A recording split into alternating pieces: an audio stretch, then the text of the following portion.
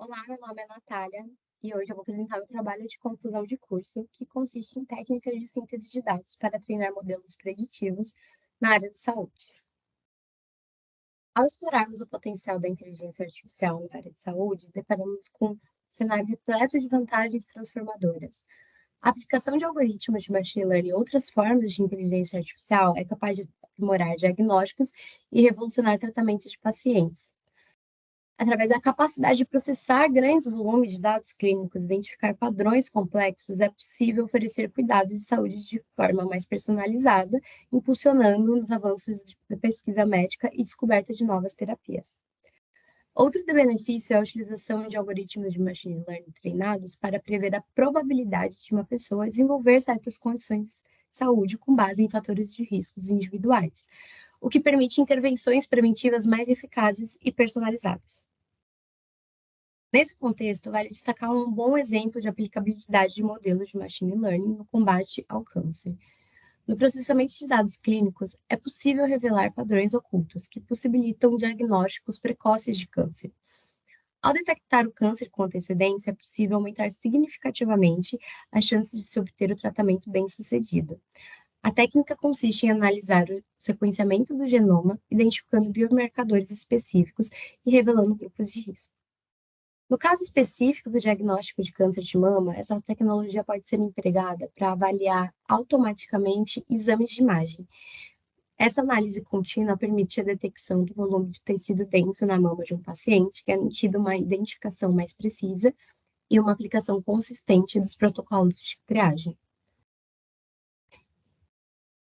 Existem alguns desafios no acesso aos dados clínicos. Primeiramente, na obtenção de insights a partir de dados em grande escala, que possuem complexidade em sua estrutura.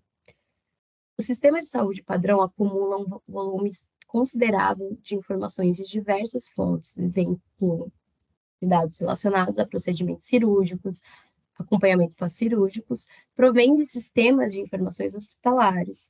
Esses registros eletrônicos de pacientes internados, cada fonte possui um formato distinto, tornando a organização e análise desses dados um grande desafio.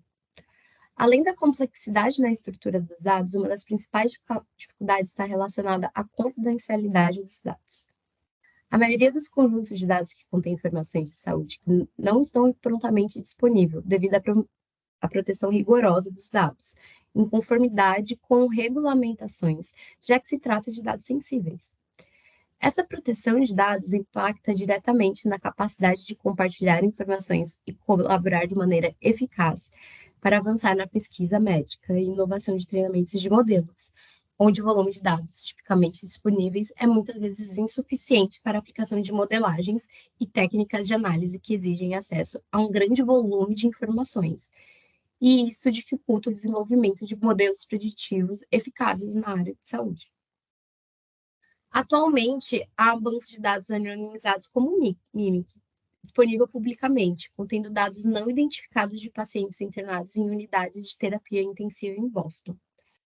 Para acessar essas bases, é necessário concluir um curso de treinamento oferecido pelo site, seguido pela criação de uma conta no Fisionet, uma plataforma gerenciada pelo Laboratório de Fisiologia Computacional do MIT. Após a finalização desse curso, ainda é pendente uma avaliação rigorosa do solicitante dos dados e a motivação da pesquisa para permissão ao acesso. Embora esses conjuntos de dados, como o MIMIC, protejam a privacidade dos pacientes por meio de técnicas de anonimização, a utilidade dos dados pode ser impactada. Apesar de serem valiosos para pesquisas em cuidados intensivos, eles se limitam ao UTI, não proporcionando acesso ao histórico médico completo dos pacientes e, consequentemente, restringindo o escopo das análises possíveis.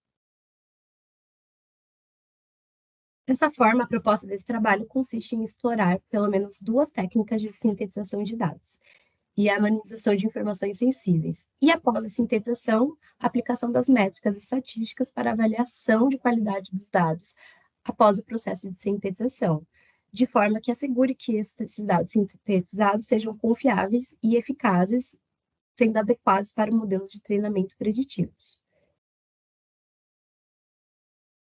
O fluxo de trabalho consiste em treinar um modelo generativo de dados, sintéticos usando dados reais em um ambiente seguro, onde os dados são coletados, processados e usados para treinar o modelo do gerador e, em seguida, o modelo que não contém os dados reais é exportado para fora em um ambiente seguro para finalidades educativas e de pesquisas.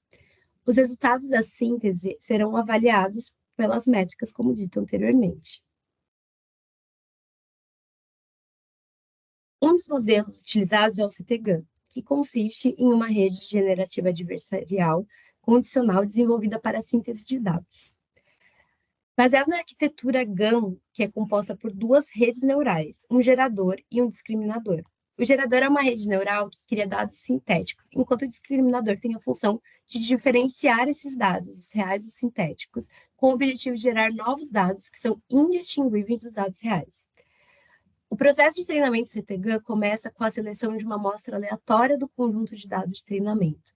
Em seguida, as informações condicionais elas são utilizadas para treinar o gerador e o discriminador, que é treinado para determinar se os dados são reais ou falsos.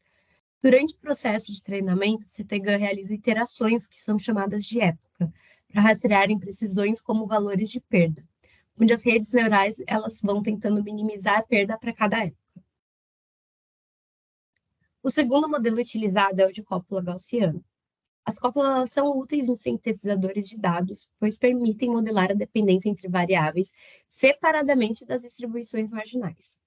Essa abordagem ela oferece flexibilidade na análise e modelagem de conjuntos de dados multivariados, possibilitando a captura de características de dependência sem restringir as distribuições marginais das variáveis.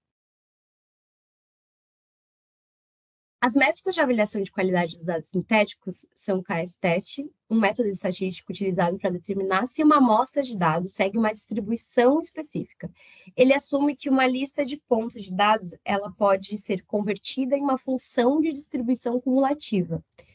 Utilizando essa diferença absoluta máxima entre duas distribuições cumulativas de funções, a gente consegue mensurar a qualidade dos dados sintéticos a partir de 1 menos a diferença máxima entre essas duas distribuições cumulativas. Então, a gente tem um score de 0 a 1, e quanto maior esse score, maior a qualidade. Essa avaliação ela é usada para dados numéricos contínuos. Já para dados categóricos, é utilizada a distância de variação total. Ela é utilizada para medir a diferença entre duas distribuições de probabilidade, e assim é possível avaliar a semelhança entre a distribuição dos dados sintéticos gerados e a distribuição dos dados reais. Então, quanto menor a distância, maior a qualidade do dado sintético. Então, para a gente ter um mesmo score de 0 a 1, a gente mensura de forma 1 menos a distância de variação total. Então, quanto maior o score, maior a qualidade. Em seguida, foi utilizado a análise de componentes principais PCA, que é uma técnica que reduz a dimensionalidade de um conjunto de dados.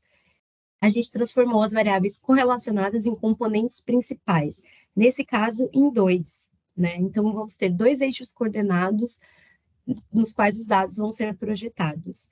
E aí a eficácia do PCA ela é avaliada observando como os dados sintéticos eles se distribuem nos componentes principais, indicando se capturam similaridade de distribuição entre essas dimensões, comparado com os dados reais.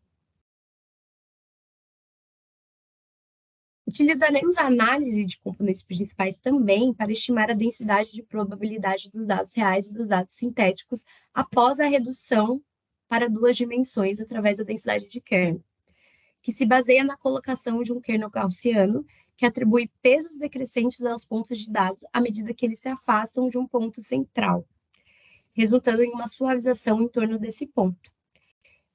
Comparar as densidades de kernel entre os dados reais e sintéticos, ela permite avaliar a similaridade ou dissimilaridade entre distribuições de probabilidade dos dois conjuntos de dados.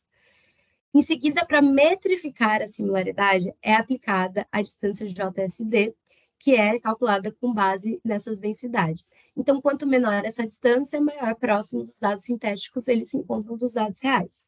O score de similaridade utilizando a distância de JSD, vamos medir 1 menos a distância de JSD. Então, quanto maior o score, maior a similaridade. A partir dos resultados obtidos dessas métricas, é possível concluir que a capacidade do modelo de cópula gaussiana obtém melhores índices de score entre 0 e 1 das métricas utilizadas comparado com o modelo CTGAN. A média de score dos testes KS-TVD de todas as colunas é de 0,95 utilizando cópula gaussiana, enquanto para base sintética utilizando CTGAN é 0,88.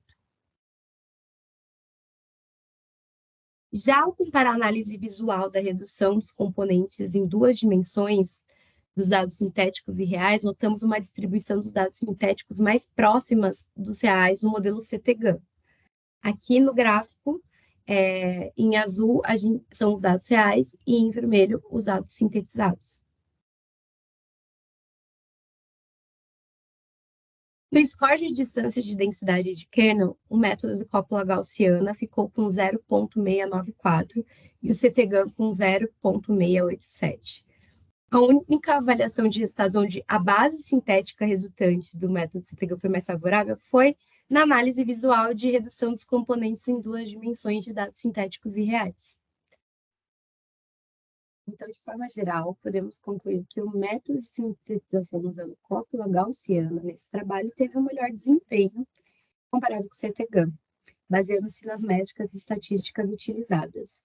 Então, esse é o trabalho de conclusão de curso e agradeço a atenção de todos.